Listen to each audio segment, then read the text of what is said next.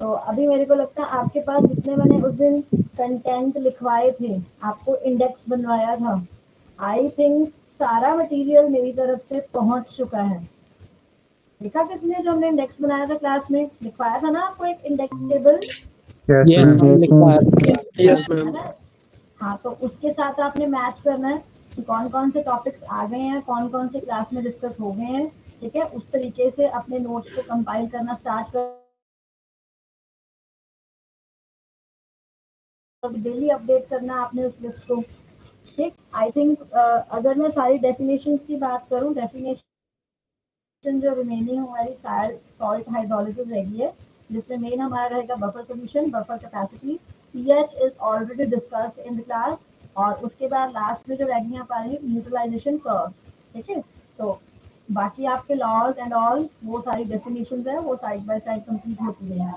ठीक है, तो ना, हाँ जी मैम बच्चे बोलो दीपक।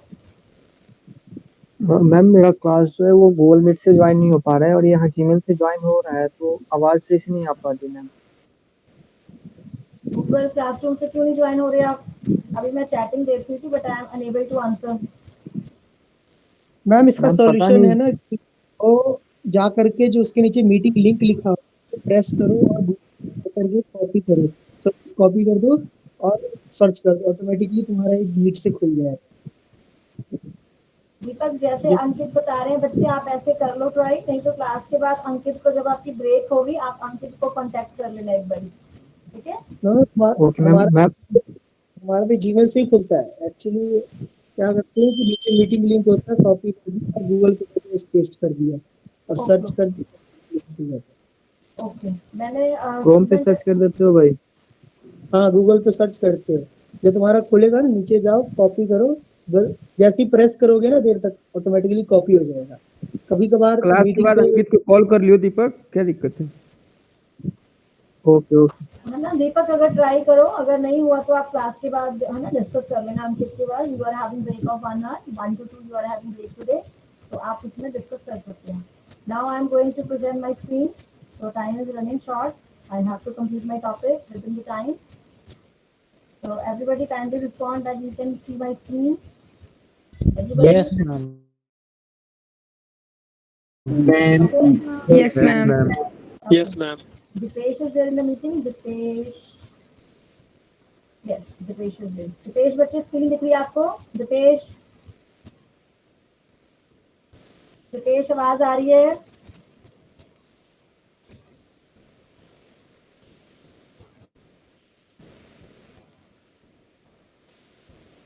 Okay, yesterday we are discussing about chemical equilibrium. ठीक है, तो हम लोगों ने इक्विलिब्रियम का थोड़ा सा डिस्कस कर लिया था, we have seen the definition and question आपको बता दिया था, अनदर डेफिनेशन आपको बताई गई थी।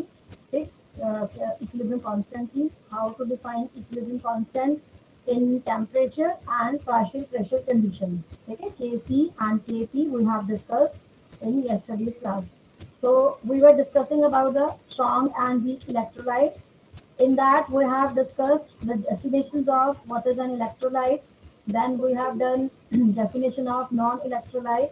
In non-electrolyte, we have discussed the examples of urea, sugar, and benzene. Means non-electrolytes are those substances which are not in a position to furnish the ions in the solution. Means this substances की capability नहीं है, which are not able to provide an ions in the solution. Can you see my screen? Kindly respond. Karanjot. Okay. Yes Okay. Ma'am. Okay. Yes, So ma'am. non-electrolytes, we have discussed that the substances which are not in a position to furnish the ions in solution are known as non-electrolytes. और अगर आपको example पूछी गई, write examples of non electrolyte, तो what you can write urea, sugar, benzene, ऐसे कोई भी substances जिनके पास H पॉजिटिव आयन बनाने की कैपेसिटी नहीं है। ठीक, then these electrolytes can also be classified as strong or weak. ठीक है, how they will classified as strong or weak, it will depend upon their capacity to furnish the ions in water or other part of other polar solvents. ठीक है, तो जो किसी भी electrolyte की capability है, ठीक है, उसकी कैपेसिटी है, दैट कितने और कैसे, ठीक है, capacity to furnish ions in water that capacity will make them strong or a weak electrolyte. ठीक है, यहाँ पे देखेंगे हम definition. The electrolytes which are almost completely ionized are known as strong electrolytes, but those ionized to a smaller extent, those are known as weak electrolytes. Is it clear to all of you? यहाँ तक clear है? ठीक है? Yes, ma'am. Yes, ma'am. Clear है. कल हमने Yes, ma'am. थोड़ा किया था, आपको वार्म अप कर दिया विद द टॉपिक, ताकि आगे जो हमने उसकी स्ट्रेंथ बतानी है वो आपको इजीली समझ में आ जाए. How to express the strength of an electrolyte. बच्चे, ये बुक में से रीड आउट करवाने का मेरा मोटिव यही है कि you should be very much familiar with the language. कि अगर हम क्लास में मैम के साथ रीड कर सकते हैं, अगर आप अकेले बैठ के भी रीड करो, you can make your notes by your own. ठीक है, इतने सिंपल टॉपिक है, तो मुझे इसमें लग नहीं रहा कि कहीं आपको अलग से पीडीएफ को पीपीएफ पीपीटी या कोई हैंड रिटन नोट्स की रिक्वायरमेंट है. इज इट सो और नॉट? कर लोगे अपने आप, है ना? हो जाएगा. Yes, ma'am. Yes, ma'am. Very good, good, thank you. Then we are going to discuss the how to express the strength of an electrolyte. ठीक है, कि स्ट्रेंथ बतानी है, कितनी स्ट्रेंथ होती है किसी भी इलेक्ट्रोलाइट की. ठीक, अब हम बताएंगे इसकी strength of an. Excuse me, ma'am. हाँ जी बच्चे बोलो. जैसे Sorry to interrupt, ma'am. हाँ एक जी, चीज बोलो. पूछनी थी. बोलो. Ma'am, like you have sent 3 of those PPTs. तो like 19.1, 19.2 और 19.3 ऐसे लिखा हुआ था उस पर. हाँ जी, So, हाँ जी, हाँ जी. मैम हमको उस मेन तो आपने बताया कि जो index that you have told उस सीरीज को हाँ. फॉलो करना है. Yeah, तो मैम लेकिन कुछ टॉपिक्स लाइक आगे पीछे थे, तो हमको हाँ. प्रेजेंट 1.1, 1.2, 3 के अकॉर्डिंग तो नहीं चलना ना. जो जो टॉपिक है उसके अकॉर्डिंग फॉर्मली आगे बढ़ना है. टॉपिक के अकॉर्डिंग जब आप रिवीजन करने बैठोगे ना Harshpreet, it is a very good हाँ जी, क्वेश्चन. जब आप रिवीजन करने बैठोगे तो जो मैंने सीक्वेंस बताया ना, उस सीक्वेंस में ही रिवीजन करनी है आपकी. ठीक है, मीन्स उस सीक्वेंस में ही आपका चैप्टर आपको समझ में आएगा. आप उस सीक्वेंस में ही अगर चलोगे, बीच में कुछ एक टॉपिक भी आए, वो मैंने इंडेक्स में नोट नहीं कराए, बट वो डेफिनेशन के साथ साथ आपने इंक्लूड करनी है. राइट, हाँ जी मैम. है ना? मेरा Thank मोटिव यही था कि जब आप उसको रिवाइज करने बैठो, ये नहीं कि कभी कहीं पे जैसे मैं आपको पढ़ा रही हूँ, कभी कुछ पढ़ा दिया, कभी कुछ पढ़ा दिया, ऐसा नहीं चलेगा. मैं इस वे में पढ़ा रही हूँ कि जो इजी चीजें पहले आपको सारी एक बार फ्लोरिश कर दूं. ठीक है, आपको बता दूं. उसके बाद अगर एकदम से कोई कुछ ऐसा आ गया कि जहाँ पे मैं स्किप करके चल सकूँ, तो मेरे लिए इजी रहेगी. मैं उस वे में चल रही हूँ. ठीक है, बट आप लोगों ने रिविजन इंडेक्स के अकॉर्डिंग करनी है. क्लियर है? Yes ma'am. ओके मैम, हाँ जी बोलो. तो मैंने पीटीयू का सिलेबस वाला देखा था, उसमें हाँ, मॉड्यूल में इक्विलिब्रियम वगैरह मतलब नहीं दिया हुआ था. नहीं दिया ये उस- दिया ही नहीं हुआ. हाँ हाँ बोलो. ये उसी के अंदर आ रहा है, एसिड बेस ये वगैरह उसी के जो. अंदर ही आ रहा है, ये उसी के ही अंदर आ रहा है. यही तो खास बात है पीटीयू के सिलेबस की. ठीक है, जो सिलेबस में टॉपिक, अब देखो अंकित, मैं आपको सिंपल बताती हूँ. उसमें लिखा है न्यूट्रलाइजेशन ऑफ एसिड और बेस, है ना? जब हम न्यूट्रलाइजेशन पढ़ने बैठेंगे, उसमें के ए भी आएगा, उसमें पी के ए भी आएगा, है ना? अब अगर मैं वहीं से स्टार्ट कर दूं, ठीक है, कि ये इसको न्यूट्रलाइज कर रहे हैं, ये कर रहे हैं, तो वहाँ कितना कुछ बताती रहूंगी आपको. मेरी बात समझ रहे हो ना आप? यस मैम, हाँ, पीटीयू ने आपको एक ब्रॉड हेडिंग दे दिया कि you have to cover neutralisation of this. But अगर उसको आप पढ़ने बैठो ना, मैंने आपके साथ जैसे नोट शेयर किए हैं, उसमें ये सारी अलग अलग चीजें आ रही हैं, सारे नेम्स आने हैं. ठीक है, तो उसमें pH, pKa, dissociation constant, ionisation भी हो रही है. ठीक है, एंड पॉइंट भी आ रहा है, इक्विवेलेंस भी आ रहा है, इक्विवेलेंस, तो सारी टर्म्स एक एक करके हम इसलिए डिस्कस कर रहे हैं कि जब हम वो ब्रॉड टॉपिक जो नेम बाय नेम दिया हुआ सिलेबस में, जब उसको हम डिस्कस करने बैठे, तो ये बिल्कुल माइन्यूट चीजें लगी, है ना? लगे कि ये तो पढ़ रखा, पता है हमें किस तरीके से क्या मैकेनिज्म हो रहा है, इसको किस तरीके से हम कर्व को एक्सप्लेन करने वाले हैं. Right, yes. इसलिए उसी हमें के ये देखा था कि उसी, मैम हाँ, ये जो है ये एग्जामिनेशन पॉइंट ऑफ व्यू से हम पढ़े कि एग्जामिनेशन, इसी examination Examination. Point of view से मैंने एक्स्ट्रा तो अंकित वैसे ही नहीं करवाना, क्योंकि फर्स्ट ईयर में अगर आप इतना ही कर लो that you should clear the examination, that is more than sufficient. First semester में तो मेन यही है कि आप किसी ना किसी तरह से जो पेपर है उसको निकाल दो. क्योंकि एक चीज मैं आपको अभी पूरी क्लास जितने भी स्टूडेंट मेरी आवाज सुन रहे हैं, मैं आपको एक चीज क्लियर कर दूं. फर्स्ट अटेम्प्ट में आपने कोई भी सब्जेक्ट निकाल दिया ना बच्चे, चाहे पासिंग मार्क्स ही ले लिए, ठीक है, ओनली पासिंग, अगर आपको कहा जाए पासिंग मार्क्स है 35 के 35 ही आ गए ना, तो बहुत है. Nothing to worry. First semester तो जस्ट आपने पास करना है इसको। सेकेंड सेम में बच्चे आपको बहुत सारी चीजें आती हैं जो रिपीट हो जाएंगी, तो उसमें आप अपनी सेकेंड सेमेस्टर या थर्ड सेमेस्टर ऑनवर्ड आप अपनी जो परसेंटेज है, जो आपके सीजीपी है, उसको इम्प्रूव करेंगे। ठीक है। और दूसरी बात, पीटीयू के जितने भी क्वेश्चन पेपर्स होते हैं फर्स्ट टाइम में, जैसे आप रेगुलर स्टूडेंट हो, आपके लिए बहुत इजी आएंगे। ये बात मेरी याद रखना। बहुत सिंपल पेपर आता है, बहुत ही ज्यादा सिंपल। बट जब वो रीअपियर क्या होता है ना, वो वैसे ही पेपर टिपिकल लगता है। क्यों? क्योंकि देखो फर्स्ट सेमेस्टर में मान लो मेरे ही सब्जेक्ट में सप्ली आ गई, भगवान का वजह से ऐसा ना हो, फॉर एन एग्जाम्पल। अब देखो कितना सिलेबस है। अब जैसे अंकित ने पूछा कि आप मैम ये सारी चीजें हमें पढ़ा रहे हो but these are not mentioned in our syllabus, कितना कुछ है ये पढ़ने के लिए। ये सब्जेक्ट का सिलेबस प्लस जो 6 नए और सब्जेक्ट सेकंड सेम में आ जाएंगे। Is it easy for you people कि पुराना भी पढ़ना नया भी पढ़ना? हो जाएगा क्लियर? कितना स्ट्रेस आ जाएगा आपके ऊपर, मैम। है ना? तो ट्राई करनी है कि जितनी भी चीजें आपको पढ़ाई जा रही हैं आपने सारी ग्रास्प करनी है। ठीक है। मैक्सिमम 70% सिलेबस मेरे को लगता है हर स्टूडेंट की कैपेबिलिटी है कि 70% तो चीजें उसको समझ में आ जाती हैं। 30% जो रिमेनिंग है नहीं समझ में आ रहा, तो क्या होगा? देयर शुड बी रट्टाफिकेशन। तो आपको रटनी पड़ेगी वो चीजें, नहीं जा रही दिमाग में तो रट लो उनको अच्छे से। बट अपना एम रखो कि जो फर्स्ट अटेम्प्ट में पेपर निकालना है ड्यूरिंग योर 4 इयर्स, अगर आपको एक बार इस चीज की हैबिट पड़ गई, then only you can pass this professional course. नहीं तो मैं आपको बता दूं, अभी तो बैक वाला सिस्टम भी शुरू हो गया है। ठीक है, बैक वाला सिस्टम भी शुरू हो गया है। तो 2017 तक क्या था, जिन बच्चों ने, यू कांट इमेजिन, जिन बच्चों ने 2013 में 8 सेमेस्टर पास किया, तो वो 2018 तक रीअपियर के पेपर देने आ रहे हैं। Can you imagine? After passing 4 years, 4 साल के बाद भी वो रीअपियर्स नहीं निकाल पा रहे। क्यों? टाइम ही नहीं है पढ़ने का, समझ में ही नहीं आया। जब उस टाइम पे नहीं समझ में आया तो आपको क्या समझ में आएगा? गेटिंग माय पॉइंट और नॉट? Yes ma'am. ठीक है। तो जो भी आपके सिलेबस में Yes, ब्रॉड, ma'am. है ना, ब्रॉड टॉपिक्स मेंशन है, उसके साथ जितनी भी छोटी छोटी टर्म्स हैं आप सबको वो टर्म्स पढ़नी पड़ेंगी। ठीक है। अब मैं न्यूट्रलाइजेशन का करवा दूं जैसे लिखा है, वो तो मेरा 2 दिन का काम है सारा। क्यों इतना टाइम लगा है सुगर बेस को? क्योंकि छोटी छोटी डेफिनेशन भी इतनी ज्यादा है इसमें। ठीक है। तो चले आगे अंकित। ठीक है। मैम हाँ जी बोलो। मैम हमारे जो मतलब ग्रेजुएशन की मतलब बी फार्म की जो फाइनल रिजल्ट आएगी मैम, उसमें सारे सेमेस्टर के मार्क्स होंगे? नहीं नहीं, आपके हर सेमेस्टर की डीएमसी अलग आती है बच्चे, हर सेमेस्टर की डिग्री। ठीक है, हर सेमेस्टर। Okay ma'am. तो फिर मैम, तो हाँ। मैम जैसे हम लोग को एक क्लास सर्टिफिकेट मिलेगी मैम, उसमें बस लास्ट सेमेस्टर की मतलब वो रहेगी मार्कशीट? नहीं नहीं नहीं नहीं, ना ना, आप फर्स्ट सेमेस्टर के पेपर देंगे, फर्स्ट सेमेस्टर का रिजल्ट आएगा, फर्स्ट सेम की डीएमसी। सेकंड सेमेस्टर का रिजल्ट आएगा, सेकंड सेम की डीएमसी। टोटल 8 डीएमसी आपकी अलग आएंगी हर सेमेस्टर के बाद। ठीक है। DMC is sent to the college department, जो आपका एडमिन ऑफिस है कॉलेज में, आफ्टर डिक्लेयरिंग योर रिजल्ट। ठीक है।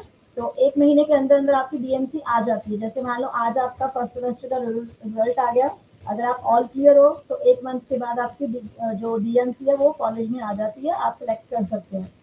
बट किसी की रीअपियर आई है, जब तक वो रीअपियर का एग्जाम क्लियर नहीं करते तब तक उस सेमेस्टर की डीएमसी नहीं आती है। After passing all the 8 semester you are having one degree. Degree उसमें लिखा होगा डिग्री ऑफ बी फार्मेसी।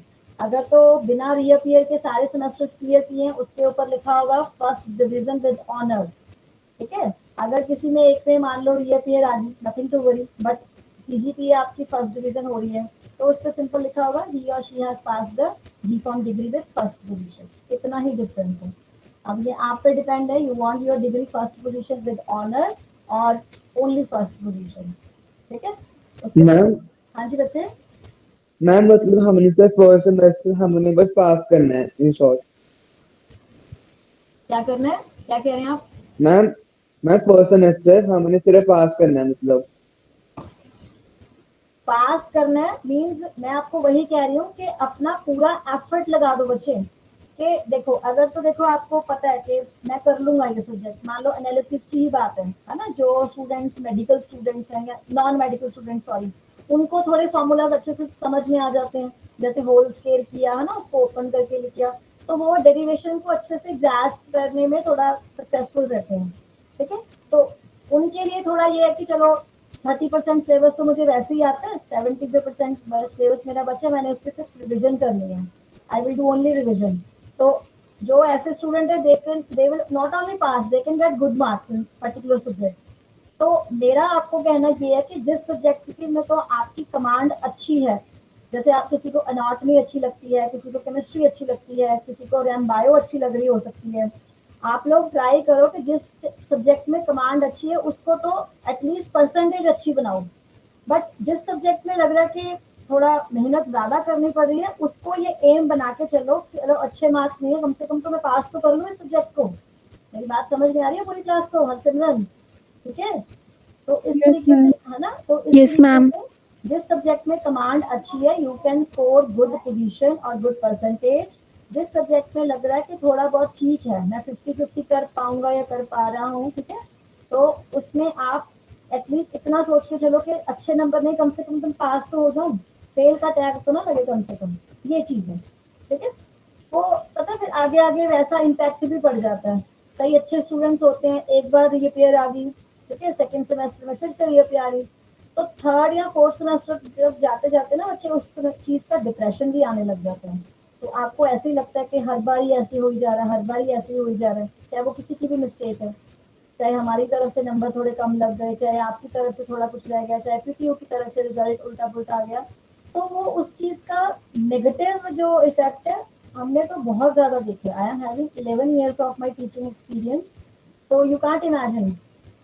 तो जो हमारे पुराने स्टूडेंट्स हैं, मतलब 10-3% स्टूडेंट्स की अगर मैं बात कहूँ, they have left the degree, कह रहे हैं कि नहीं हो रही क्लियर, छोड़ो, और उन्होंने बीए विद आर्ट्स की, बैचलर ऑफ आर्ट्स, इस तरीके से फिर वो कर रहे हैं, ठीक है।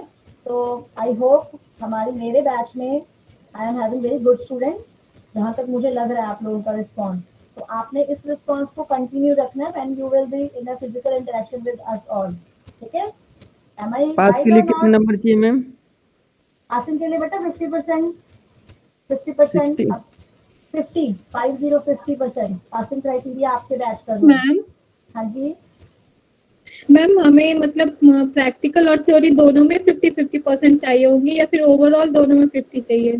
सबका अलग अलग, प्रैक्टिकल का अलग, प्रैक्टिकल भी दो पार्ट्स में बच्चे, जो आपकी थ्योरी है वो भी दो पार्ट्स में है, थ्योरी में भी 1 इंटरनल 1 एक्सटर्नल, इंटरनल में अलग से पास होना है, एक्सटर्नल में अलग से पास होना है, ठीक है। इंटरनल आपकी 30 मार्क्स की है, तो 15 मार्क्स जो है आपके 50% है ना बन रहे हैं, 30 में से 15 तो लेने ही लेने हैं कि आप पास हो जाओ, ठीक है। सॉरी 25 मार्क्स की आपकी थ्योरी है, 25 में से 13 आपने लेने ही लेने हैं, ठीक, जो इंटरनल थ्योरी है। उसके बाद एक्सटर्नल आपकी 75 है, अब 75 का हाफ देख लो कितना हो रहा है, 75 का हाफ 33.5 बन रहा है, आई थिंक 34 लेने हैं आपको, नहीं ये ज्यादा बन रहे हैं, कैलकुलेट 37.5। 37 के 37 हाफ। है ना, तो आपको उसमें अलग लेने हैं, तो अलग अलग पास होना है, 50% लेने हैं, ठीक। और उसके बाद अब आपके बैच को तो ये भी रूल है कि इंटरनल प्लस एक्सटर्नल मिला के आप पास होने चाहिए, जैसे 100 में से अगर 50 नंबर चाहिए आपको पास होने के लिए, अगर हम टोटल बात करें कि 50 मार्क्स जो है आपके इंटरनल प्लस एक्सटर्नल को मिला के बनने चाहिए, ऐसे है आपका रूल, ठीक है। Out of 100 you will get, you have to score 50 marks, तो वो 50 मार्क्स आपके इंटरनल प्लस एक्सटर्नल, मान लो 25 में से 24 तो आपने इंटरनल स्कोर कर लिए, बहुत अच्छा आपको समझ में आ गया है ना, मैंने पेपर दिया, आपने बहुत अच्छा प्रेजेंट किया, सारा मैंने करवाए हुए से नहीं डाल दिया, तो 23-24 तो आराम से आ ही जाते हैं, तो 24 यहाँ आ गए, और एक्सटर्नल में आपने 26 स्कोर करने हैं, बन गए 50 मार्क्स, तो you will be pass in that particular subject. और सेम प्रैक्टिकल में भी ऐसे ही है, आपका इंटरनल जो प्रैक्टिकल रहता है, आई थिंक मुझे अभी याद नहीं है इसकी, 15 है ये शायद, 15 मार्क्स है इंटरनल मार्क्स के, तो उसमें अलग होना, पास होना है, ठीक है। तो एक्सटर्नल में आपको अलग से पेपर बन के आएगा, आपके एक्सटर्नल वाइवाज लेंगे, वहाँ पे एक्सटर्नल दूसरे कॉलेज से आते हैं या वो यूनिवर्सिटी से आएंगे, वो आपको इवेल्युएट करेंगे, आपसे कुछ भी पूछ सकते हैं वो, है ना। It may be your practical file, it may be your theory, कहीं से भी कुछ भी पूछ सकते हैं वो। इस तरीके से आपका वो रहता है सिस्टम, ठीक है, राइट। Any other doubt? ठीक है। मैम इन केस प्रैक्टिकल में रह गया तो मैम जो हम लोग की लास्ट प्रैक्टिकल में मैं आपको हर्षप्रीत आज ये एक चीज क्लियर कर देती हूँ, रेगुलर स्टूडेंट प्रैक्टिकल में कभी भी नहीं फेल होता, किसी भी सब्जेक्ट में, किसी भी सब्जेक्ट में, right. This practical theory practical theory मतलब जो थ्योरी पार्ट होता है मैम प्रैक्टिकल जो का, वाइवा होती है। वाइवा नहीं नहीं सेकेंडरी मैम, जो थ्योरी वो लाइक कंटेंट वगैरह होता है उस केस में अगर कुछ नहीं नहीं, गड़बड़ आपका होगी। प्रैक्टिकल जो होता है ना बच्चे, ये 3 पार्ट्स में डिवाइड होता है। फर्स्ट पार्ट में जो एक्सटर्नल प्रैक्टिकल होता है, इंटरनल में भी ऐसे ही होता है, इंटरनल और एक्सटर्नल प्रैक्टिकल आपका 3 पार्ट्स में होता है। In the first part, first आपको दिया जाएगा synopsis, it is a written test, ठीक है। जैसे मैंने 20 मार्क्स का, सपोज 80 मार्क्स का आपका पेपर होना है एक्सटर्नल, ठीक है, तो मैं 80 को डिवाइड करूंगी। मैंने 20 मार्क्स का ले लिया रिटन टेस्ट, 20 में से जितने आ गए वो एक कॉलम बनेगा, ठीक है। जैसे हर्षप्रीत सिंह सलूजा साइनॉप्सिस में 20 में से 18 मार्क्स लग गए। उसके बाद 2 बच्चे होते हैं आपके प्रैक्टिकल, 3 प्रैक्टिकल या 2 दिए जाते हैं, या तो 2 के 2 करो या 3 में से कोई 2 करो, अपनी अपनी चॉइस है, हर टीचर अपने तरीके से बनाता है वो क्वेश्चन पेपर, ठीक है। किसी को लगता है कि लेंथी प्रैक्टिकल है तो वो लेंथी के साथ एक छोटा प्रैक्टिकल डाल देता है कि 3 घंटे का टाइम है तो ये 3 घंटे में कंप्लीट हो जाए प्रैक्टिकल, ठीक है। तो कई बार क्या होता है, छोटे छोटे प्रैक्टिकल्स होते हैं, है ना, तो वो 3 डाल देते हैं, 3 में से कोई 2 छोटे छोटे अलग अलग परफॉर्म करो, इस तरीके से, ठीक है। तो 50 मार्क्स का आपका हो गया, सॉरी 60 मार्क्स का आपका होता है प्रैक्टिकल। कितने हो गए, 60 + 20, नहीं सॉरी 40 मार्क्स का आपका होता है प्रैक्टिकल। 40 + 20 कितने हो गए, 60 हो गए, ठीक है। और जो रिमेनिंग 20 मार्क्स है, it will be your viva, oral viva board, जो आपका एक्सटर्नल आपको इवेल्यूट करते हैं। अब ये बच्चे आपकी कैपेबिलिटी के ऊपर डिपेंड है।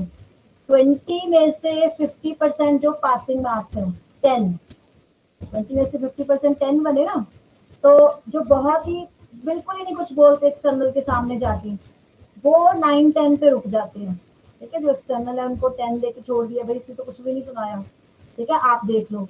अगर फिर मैं उसको इवेल्युएट करूंगी कि अच्छा इसके 10 नंबर लगे, इसका मतलब ये तो बॉर्डर पे ही है, बिल्कुल बॉर्डर लाइन पे ही है, तो फिर मैं चेक करूंगी कि क्लास में इसकी परफॉर्मेंस कैसी रही ड्यूरिंग 6 मंथ। अगर तो वो रेगुलर स्टूडेंट है, मुझे लग रहा है कि चलो फाइल भी टाइम पे बनाई है, इंटरनल प्रैक्टिकल में भी उनके पास है, तो मैं 10 में चलो उसको थोड़ा बहुत 10 के 11 कर दूंगी एक्सटर्नल को बोल के कि नहीं ये गुड स्टूडेंट है, चलो कोई बात नहीं, वाइवा अच्छा नहीं हुआ बट ड्यूरिंग सेमेस्टर इसकी जो परफॉर्मेंस है वो अच्छी रही। तो जितने आपके बच्चे यहाँ पे मार्क्स बने आउट ऑफ 20 सिनॉप्सिस के, आउट ऑफ 40 आपके प्रैक्टिकल परफॉर्म के, आउट ऑफ 20 वाइवा के, इन सबको मिला के जो एक टोटल बनता है that will be your marks from 80, total जो 80 में से आपके मार्क्स आएंगे। अब इतने प्रोसेस में आप बताओ कहीं फेल होने का चांस है, मुझे बताओ, हो जाओगे फेल? नहीं नहीं होगे, बिल्कुल भी नहीं होगे। मान लो मैम सनॉप्सिस है ना, मान लो सनॉप्सिस भी अच्छा हुआ, मान लो 1-2 नंबर ही आए बस, वो तो क्योंकि जितने आपके आने उतने ही आने ना, उसमें थोड़ी ऐसे होगा कि मैं शीट लिख दूंगी, चलो अच्छा बच्चा है इसकी शीट में लिख दूँ ना, ऐसा तो होने ही नहीं वाला, क्योंकि वो यूनिवर्सिटी जाते हैं आपके पेपर, जो भी आपका पेपर होता है यूनिवर्सिटी भेजते हैं हम लोग के, ये मैंने 10 क्वेश्चन दिए थे 2-2 मार्क्स के, 20 में से ये इसने 1-2 क्वेश्चन किए हैं तो ये इतने नंबर आ गए। अब प्रैक्टिकल में क्या होता है, 30 बच्चे परफॉर्म कर रहे हैं ना एक ही लैब में, तो अगर आपको थोड़ा बहुत नहीं भी आता तो क्या करते हो आप, एक दूसरे का देख के थोड़ा कर लिया, प्रैक्टिकल में आप अच्छा स्कोर कर सकते हो, है ना। तो सब तीनों चीजों को मिला के आपके 50% मार्क्स तो बच्चे कहीं नहीं गए, तो प्रैक्टिकल में फेल होने का तो चांस ही नहीं है। अगर आप कॉलेज मैम में, सुनो, हाँ जी हम बोलो। सिनॉप्सिस में कैसे लिखने होते हैं? सनॉप्सिस में बच्चे एक depend upon teacher to teacher vary करता है। जैसे मान लो मैंने सनॉप्सिस के लिए आपको 2 टॉपिक दे दिए कि आपने एसिड बेस टाइट्रेशन पढ़नी है और एक ऑक्सीडेशन रिडक्शन टाइट्रेशन पढ़नी है, तो मैं उसमें से ही बना दूंगी, चाहे मैं एमसीक्यू बना दूं, चाहे मैं ट्रू फॉल्स बना दूं, 20 नंबर के, it is up to me, मैं कुछ भी डाल सकती हूँ। तो 2 मैम टॉपिक टॉपिक पहले से बता दिए जाते टॉपिक हैं। बता दिए जाते हैं, टॉपिक बता देते हैं, ठीक है। अगर तो आप अच्छे बच्चे हो तो टॉपिक बता दिए जाते हैं, अगर आप टीचर को इतना इरिटेट कर देते हो तो टीचर कह देते सारा सिलेबस पढ़ के आना, तो क्या क्या पढ़ लोगे बताओ, पढ़ लोगे सारा सिलेबस एक दिन में? No ma'am. है ना, आप नहीं पढ़ सकते, मैम है ना। नो तो मैम है ना। तो कई बार ऐसे हो जाता है कि टीचर को इतना इरिटेट कर देते हैं स्टूडेंट, तो टीचर सीधा एक सिंपल सा आंसर दे देते हैं कि सारा सिलेबस पढ़ लेंगे, पढ़ते रहो जहाँ मैडम हम नहीं करेंगे। हाँ मुझे पता है नहीं मैम हम करोगे। लोग बहुत अच्छे बच्चे यस बता मैम। देंगे। Yes, कोई नहीं कोई नहीं। Yes ma'am. अंकित ले रहे हो रिस्पॉन्सिबिलिटीज आपकी, अंकित और भाव्या? यार नहीं, What, ma'am? आप दोनों ले रहे हो सारी क्लास की रिस्पॉन्सिबिलिटी? कह रहे हैं हम क्लास में अच्छे बच्चे बन के रहेंगे जब कॉलेज पहुंच जाएंगे। यस मैम, रहेंगे अच्छे बन। नहीं मैंने हम आप लोगों को थोड़ी Yes, ma'am. मैंने आप लोगों को थोड़ी कुछ कहना, मैंने तो भाव्या और अंकित की पेशी लगा देने की आ जाओ तुम दोनों। वहाँ वर्चुअल में क्या प्रॉमिस किया था, यहाँ आके क्या कर रहे हो तुम लोग, है ना। क्योंकि क्या होता है, हाँ जी मैं कहा हम तो अच्छे रहेंगे बिल्कुल ही, मतलब तो ऐसा ठीक नहीं है। है अगर कि वाह। मैंने पहले ही कहा कि जो सीआर का इम्पैक्ट रहेगा वही क्लास के ऊपर जाएगा। I hope you all will be perform well. तो नथिंग टू वरी बच्चे, प्रोफेशनल कोर्स में जो मेन चीज है जो मैटर करती है, it is your discipline. I must say it is your discipline, ठीक है। नहीं तो मेरे पास तो इतने एग्जाम्पल्स हैं, इतने एग्जाम्पल्स हैं, हमने बहुत केसेस देखे हैं। मैं यहाँ पे आपको कुछ डरा नहीं रही हूँ कि नहीं ऐसा हो जाता है, मैम तो ऐसे कहते हैं, ऐसा कुछ नहीं है, ठीक है। आप हर दिन रोज पढ़े, रोज पढ़े, चाहे नहीं भी मन कर रहा ना, वैसे ही सोने से पहले आधा घंटा 10-10 मिनट ही दे दो हर सब्जेक्ट को। चाहे इवन के कुछ वैसे ही नहीं भी पढ़ाया क्लास में, कुछ पुराना है तो थोड़ा अगर आप इन टच रहोगे ना बच्चे, तो सवाल ही नहीं पैदा होता कि आपको पास होने की कोई टेंशन हो, ठीक है। क्योंकि यूनिवर्सिटी में भी कहाँ से डालना है, सिलेबस में से ही डालना है, या पुराने क्वेश्चन पेपर भी वो रेफर कर लेते हैं। एक बार तो ऐसा हुआ था 2011, नहीं 11 के बाद की बात है। रीअपियर का एग्जाम आया था। रीअपियर का एग्जाम, जैसे मेरी हैबिट है, मैं सारे क्वेश्चन पेपर सॉल्व करवा देती हूँ आफ्टर कंप्लीटिंग माई सिलेबस। तो मैंने अपने स्टूडेंट्स को, ऑर्गेनिक केमिस्ट्री की बात है, हाँ ऑर्गेनिक केमिस्ट्री सब्जेक्ट था तब मेरे पास, तो मैंने उनको सारे क्वेश्चन पेपर सॉल्व करवा दे along with the question with answer. Answers भी क्लास में लिखवा देती हूँ, अगर मेरे पास टाइम हो तो आंसर्स भी लिखवा देती हूँ। नहीं तो जो आपके पास नोट्स है उसमें टिक करवा देती हूँ, ये क्वेश्चन है, ये यहाँ पे किया था, इसका आंसर ये है। यू कांट इमेजिन बच्चे, जो रीअपियर का पेपर था, जो मेरे क्लास रेगुलर बच्चे थे, उनको सेम पेपर वही आ गया, डिट्टो पेपर वही आ गया। सिर्फ 2 स्टूडेंट उसमें रह गए थे, क्योंकि वो दोनों इस डर से आए ही नहीं कि हमारी तैयारी नहीं है, वो पेपर देने नहीं पहुंचे। इतना उनको डर बैठ गया कि ऑर्गेनिक केमिस्ट्री है, हमसे नहीं पढ़ा जा रहा, हम नहीं पढ़ पाएंगे। 2 स्टूडेंट बस वही बच्चे फेल हुए थे, बाकी जितने स्टूडेंट्स आए थे वो सारे के सारे पास हो गए। उस टाइम तो 60 की स्ट्रेंथ थी, 60 में से 58 स्टूडेंट जब पेपर देने आए, 58 के 58 पास हो गए थे। 2 स्टूडेंट डर के मारे ही नहीं आए, नहीं नहीं हम नहीं पास हो सकते, ये बहुत मुश्किल सब्जेक्ट है, कहाँ से पढ़े। इतनी बार कहा जाता है कि जितना आपके टीचर को करवाया, जो क्लास टेस्ट हुई है, जितने पुराने क्वेश्चन पेपर हैं, जैसे जितना हमारा सिलेबस हो गया, अब आपको मैंने 5-6 क्वेश्चन पेपर दिए, आप उसमें टिक कर लो कि क्या क्या हो गया। इस तरीके से आप अपडेट कर सकते हैं अपने आप को, नहीं कर सकते? कर सकते हैं ना हम लोग, कि जो जो हो गया है ना Yes, उसमें ma'am. टिक करो, जो क्वेश्चन आपके पास ऑलरेडी आ गए उसके आंसर लिख लो, तो क्वेश्चन बैंक तो बच्चे अपने आप ही तैयार हो ही जा रहा है साथ के साथ, ठीक है ना। तो इतना इसमें वो कुछ ज्यादा डिप्रेशन लेने की जरूरत नहीं कि हाँ सब्जेक्ट ऐसा, सब्जेक्ट ऐसा, अभी तो शुरुआत है। तो आप अगर रेगुलर स्टूडेंट हो, डिसिप्लिन स्टूडेंट हो, ठीक है, प्रॉपर तरीके से साथ साथ कर रहे हो, तो बेटा पास होने का तो डर ही खत्म हो जाता है। ये तो बात ही खत्म हो जाती है कि आपने पास ही होना है, ठीक है। अगर एक बार ये डर खत्म हो गया, तभी आप अपनी सीजीपीए के ऊपर वर्क करते हो। क्योंकि आपका क्या होता है, 7th सेमेस्टर में ना आपकी कंपनीज आनी स्टार्ट हो जाती हैं। आपकी प्लेसमेंट के लिए 7th सेमेस्टर में कंपनीज कॉलेज में आनी शुरू हो जाती हैं। तो कई कंपनीज की तो रिक्वायरमेंट यही होती है कि जिन बच्चों की डिग्री क्लियर है पिछले 6 सेमेस्टर के लिए, सिर्फ उन बच्चों को ही लाया जाए, ठीक है। तो हमारे लिए तो कई बार बहुत मुश्किल हो जाता है, कई बार पूरा बैच ही ऐसा होता है, कोई बच्चा ही नहीं मिलता कि जिसका पूरा पीछे डिग्री क्लियर हो, ठीक है। अगर मैं 100 बच्चों की बात करूं, हमारे साथ कई बार ऐसा भी हुआ है 20 या 25 स्टूडेंट्स होते हैं आउट ऑफ 100 जिनकी डिग्री ऑल क्लियर होती है, ऐसा भी हुआ है। तो वो कंपनी वाले वैसे ही आने से मना कर देते हैं कि नहीं आपके पास तो ऐसे बच्चे हैं, इन बच्चों के लिए तो हम क्या ही हैं कॉलेज में प्लेसमेंट के लिए, ठीक है। कुछ कंपनीज का होता है, उनको सिर्फ जैसे 7th सेमेस्टर में डिग्री है, 6th सेमेस्टर क्लियर चाहिए, बाकी उनको कुछ लेना देना नहीं होता कि इससे जो पहले लेटेस्ट अभी किया है इन्होंने सेमेस्टर, सिर्फ वो क्लियर चाहिए। 6 सेमेस्टर में अगर जो बच्चे पास है तो वही बच्चे अपीयर होंगे। तो ये डिपेंड करता है किस तरह की जो प्रोसेस है प्लेसमेंट की चल रही है, ठीक है। तो आपने सारी चीजों को कंसिडर करके अपने आप को उस तरीके से अपग्रेड करना है। अपग्रेड का मतलब अपने आप को मार्केट में सेल करने के लायक बनाना है, ये है सबको, ठीक है। अपने आप को अपना, है ना, एक कंपनी Yes, ma'am. आए, अपने आप को ऐसा बनाना कि हम सामने से मना कर सके, नहीं मैं इतना क्वालिफाइड हूँ, मुझे हर चीज की नॉलेज है, तो मैं इतने कम पैकेज पे तो वैसे ही नहीं काम करूंगा।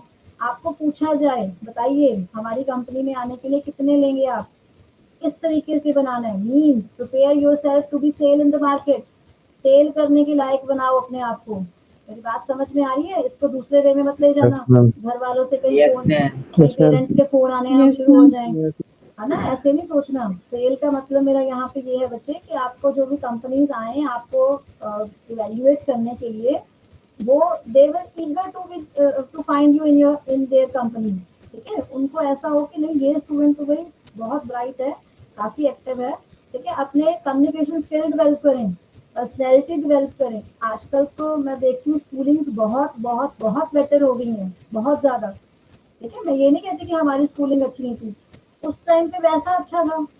अभी आप यू कांट इमेजिन, मेरी डॉटर 7 ईयर्स की है, मैं बहुत चीजें उससे सीखती हूँ, मैं कर्सिव हैंड राइटिंग उससे सीखती हूँ। यू कांट इमेजिन इतना डिफरेंस आ गया है, क्योंकि कंपल्सरी हो गया।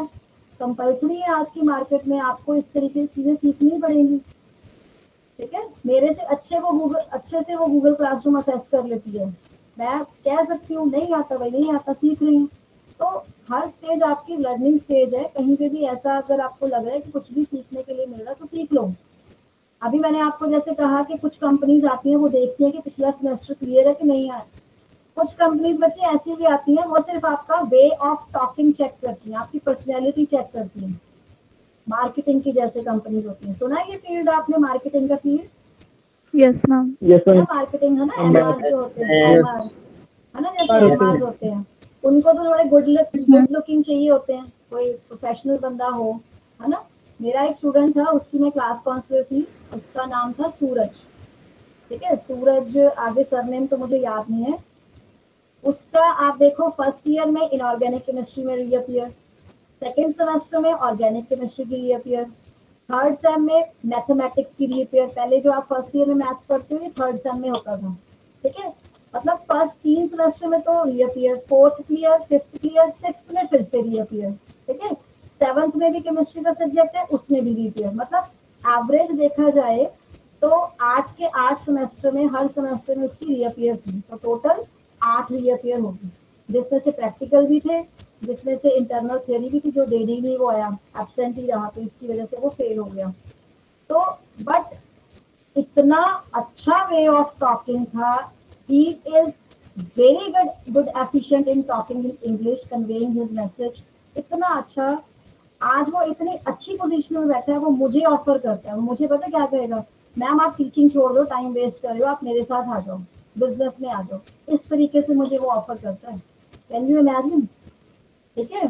तो हर चीज काउंट करती है, हर चीज, ठीक है। आपके लुक्स कैसे हैं, आपकी पर्सनैलिटी कैसी है, how to talk in market, इसीलिए आपके सेमिनार दिए जाते हैं, to build up your confidence. आपको 10 बंदों के सामने बोलना आ जाए, ठीक है, कुछ आपको फटाक से पूछ लिया जाए, आपको पता हो हाउ टू आंसर इट। और उस बैच में से वो अकेला स्टूडेंट था, वो सिलेक्ट हुआ था। इतने अच्छे, इतनी कमांड है उसकी अपने वर्ड्स के ऊपर, इतना अच्छा वो प्रेजेंटेशन दी उसने, मतलब हम टीचर्स उसको कहाँ डाला हो तो नहीं, इससे तो कुछ नहीं होना, ये कहाँ हो जाएगा। और इतने अच्छे पैकेज पे बैठा हो, he is having a business setup in Gurgaon, ठीक है। तो गुड़गांव में बहुत अच्छा उसने अपना खुद की इंडस्ट्री सेटअप की है। पहले वो एज अ एमआर सिलेक्ट हुआ, फिर 2 इयर्स उसने दिल्ली में ट्रेनिंग ली, ठीक है। तो उसके बाद उसने 2 या 3 साल, ये 2012 पास आउट है वो स्टूडेंट, 12 में पास हुआ था। तो वो अब हमें ऑफर करता है, मैम आप टीचिंग में टाइम वेस्ट कर रहे हो, ठीक है, तो इसमें तो कुछ है ही नहीं है। मतलब इतना मनी माइंडेड हो गया है वो मुझे कहता है आपको तो कुछ भी नहीं देते ये इतना पढ़ाने के बाद, आप मैम मेरे साथ आ जाओ, मेरे साथ बिजनेस में लग जाओ, मैं इससे आपको 4 गुना दूंगा। इस तरह से वो मुझे ऑफर करता है, कैन यू इमेजिन, ठीक है। तो हर चीज बच्चे मैटर करती है, सिंपल ये नहीं है कि किताबी कीड़े फिर बन भी के आप रह नहीं जाओ। जाते हो मैम? नहीं मैं नहीं जाती बेटा, मैं गुड़गांव जा ही नहीं सकती। I can't leave my home town. I am very much happy with my job, बहुत हैप्पी हूँ मैं। I am fully fully satisfied with my job, ठीक है। यस यहाँ मैम, आप पे चली जाएंगे तो फिर हम लोग कहाँ जाएंगे? नहीं बच्चे, मेरे जाने से कोई फर्क नहीं पड़ेगा, मेरे से अच्छे टीचर आ नहीं जाएंगे। मैम, ऐसा नहीं मैम। नहीं नहीं, this is not the way. ये तो अभी आप मेरी वजह से कह रहे हो, मोनिका मैम की क्लास होगी तो मोनिका मैम को सेम चीज करेंगे नहीं तो मैम, ऐसा नहीं मैम। नहीं नहीं, कोई बात नहीं, अभी स्टूडेंट लाइफ है, अभी तो बहुत कुछ होना है, अभी तो आपने कॉलेज जाना है, कॉलेज जाओगे, you will enjoy your life. I wish you best of luck. जितना आपका ये टाइम पीरियड है, it is a golden time period, ये गोल्डन टाइम है आपका। जो 4 साल है ना बच्चे, बहुत प्रेशियस है आपके, बहुत ही ज्यादा।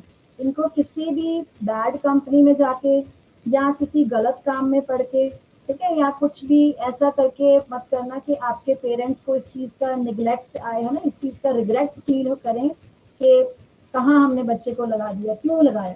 ऐसी फीलिंग पेरेंट्स को कभी भी नहीं आनी चाहिए, राइट। और जिस आप सिचुएशन में बच्चे सेटिस्फाई हो गए ना, जो चीज़, जो काम करने से आपको सेटिस्फेक्शन मिलती है, वही काम करना है, वही काम। मान लो अभी देखो वर्चुअल में क्लास चल रही है ना, तो क्लासेस चल रही है, अब हम क्या तो नहीं सकते कि अभी 50 स्टूडेंट्स में से कितने स्टूडेंट मेरी बात सुन रहे हैं, कितनी सुनने के बाद उसको इम्प्लीमेंट कर रहे हैं, है ना। एक दो स्टूडेंट मान लो फोन पड़ा है, क्लास चल रही है, ध्यान इधर उधर रहे हैं, कुछ और लगे हुए हैं, ठीक है। तो ये क्या कर रहे हैं हम, किस चीज, किसके साथ, किसको हम कर रहे हैं, पेरेंट्स को ही धोखा दे रहे हैं ना। पेरेंट्स के साथ हम लॉयल नहीं है, तो पेरेंट्स ने देखो अपनी तरफ से एफर्ट भी कर दिए, आपको अच्छे कोर्स में भी डाल दिया। जैसा आपने मोबाइल फोन किया, कहा कि नहीं मुझे तो अपग्रेड टेक्नोलॉजी चाहिए, क्लासेस लगानी है, मिला कि नहीं सबको, सबको मिल गया होगा, है ना। ये कनेक्टिविटी है ना, कनेक्टिविटी का इशू आ रहा है, नहीं कनेक्टिविटी ये नहीं, ऐसा करो ऐसा करो, इतने जीबी डाटा चाहिए, तो वो सारे एफर्ट्स कर रहे हैं। तो 4 साल है आपके पास, एंजॉय योर टाइम, ठीक है। बहुत एंजॉय का मतलब ये नहीं कि पेरेंट्स के ऊपर बर्डन डाल दो, नहीं नहीं, पुलिस वाले ने कहा था एंजॉय करना, मैं तो जा रहा हूँ आज मॉल घूमने, एंजॉय करने, ऐसा एंजॉय नहीं मैं कह रही।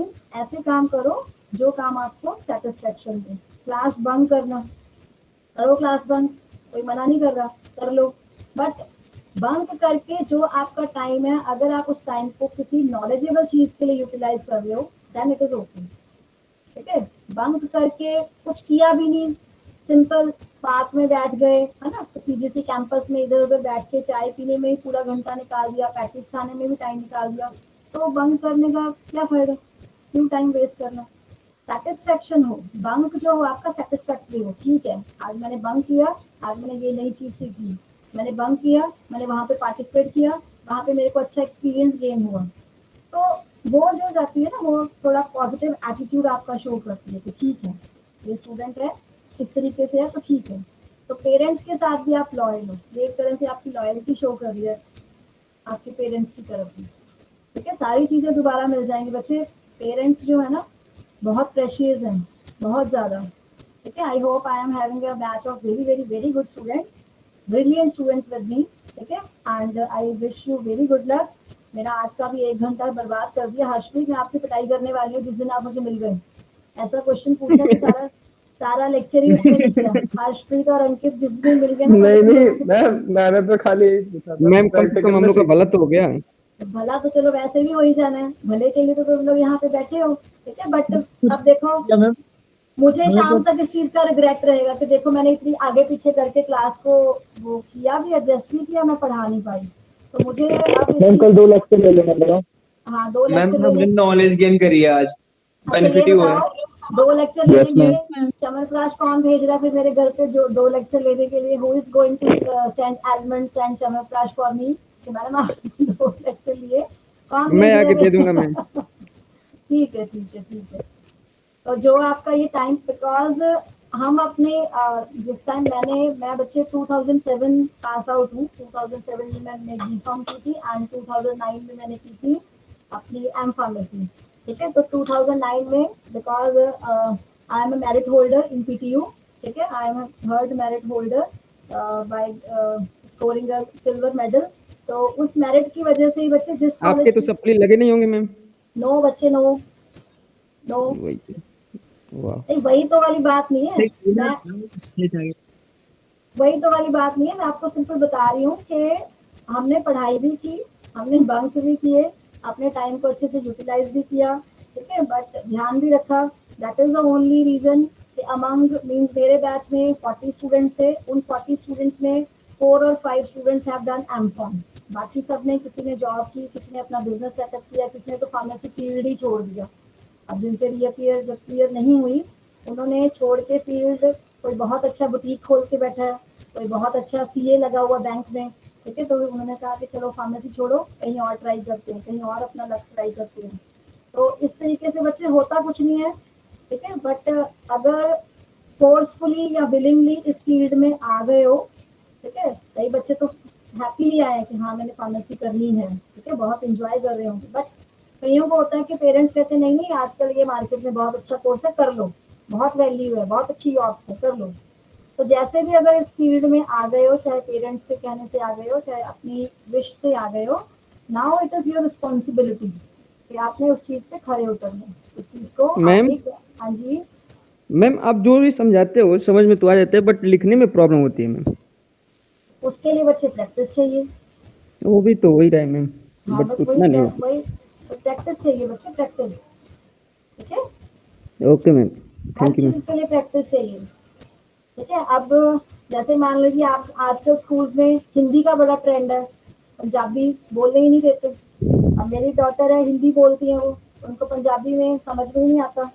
तो जैसे आपने क्वेश्चन पूछा ना, मम्मा मुझे पंजाबी समझ में तो आ जाती है, आप जो कहते हैं, मुझसे बोली नहीं जाती।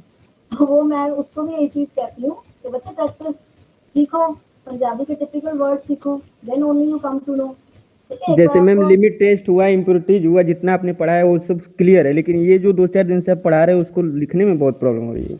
आप इसको ओरली पहले ग्रास्प करो बच्चे, ओरली पहले इसको ग्रास्प करो, फिर उसको अपनी लैंग्वेज में लिखो जो आपको समझ में आए। मेरी बात समझ रहे हो? Yes ma'am. रटने से कुछ नहीं होगा, ना पहले ना अपनी आप, लैंग्वेज में लिखते हैं। हाँ अपनी लैंग्वेज में, फिर उसको उसके साथ मैच करो, जो मैंने आपको नोट्स दिए हैं या फिर पीडीएफ है उसमें मैच करो, ठीक है। उसमें मैच करने के बाद फिर देखो कहाँ गड़बड़ हो रही है। एक बार होगा, 2 बार होगा, 3 बार होगा, 10 बार हो जाए, तभी तो ठीक होगा ना। एक यस मैम। महीना लगा लो, 1.5 महीना लगा लो, पढ़े हैं 3 महीने, अभी तो ठीक होगा ना। अब एग्जाम यस। लिखने से पहले पहले तो हमने करनी है ये चीज, हमें लिखना आता है तो